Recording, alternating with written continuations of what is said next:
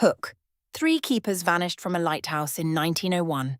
The light kept burning for 47 years, with no one inside. Hook End. St Brendan's Rock sits 12 miles off the Scottish coast, a jagged tooth of granite barely breaking the surface.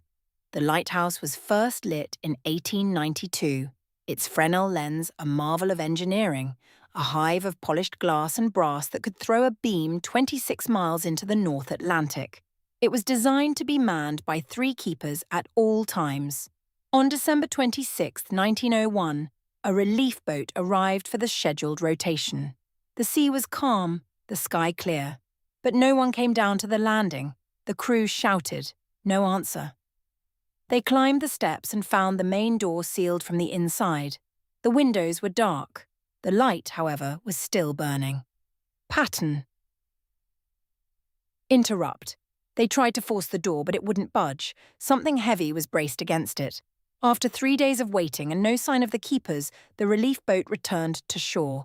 The lighthouse was declared a hazard and struck from the active list. But the light never went out. Every night, for 47 years, ships reported the beam sweeping across the water. Steady, rhythmic, impossibly maintained. Cliffhanger. In 1948, a salvage team finally cut through the rusted iron door with acetylene torches. Inside, the air was cold and still. The living quarters were immaculate. The table was set for a meal. 3 plates, 3 cups, a pot of tea long since evaporated to dust. The clocks had all stopped at 3:17, and on the desk in the common room they found the logbook. Pattern interrupt. The entries began routinely. Weather reports, maintenance notes, supply inventories. The handwriting was James McInnes, the principal keeper. A steady, unremarkable script. Then, on December 12th, the tone shifted. McInnes wrote, "The light has a pulse now. We can feel it through the floor, through our teeth.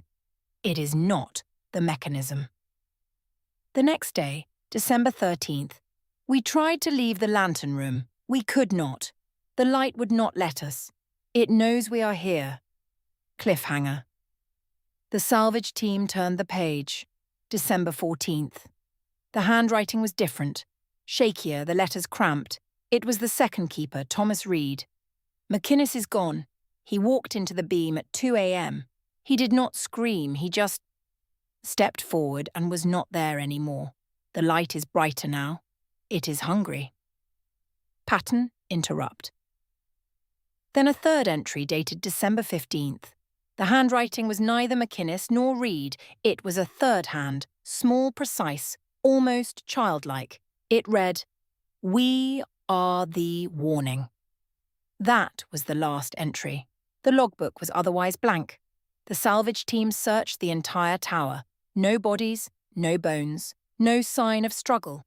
But when they climbed to the lantern room, they found the Fresnel lens still rotating, still burning, its light source something they could not identify, a cold silver glow that seemed to come from the glass itself. Cliffhanger. One of the men, a rigger named Callum, leaned close to the lens. He noticed something inside the glass, shadows that didn't move with the rotation. They were fixed, like imperfections in the crystal. 3 human silhouettes, arms outstretched, faces turned toward the sea. They were not stains. They were not painted. They were inside the glass, as if the glass had grown around them. Pattern interrupt. The team leader ordered the lens dismantled, but when they touched the first panel, the light flared, a pulse of silver that knocked every man to the floor. Callum later said he heard a sound, a low hum that resolved into words. "We are the warning."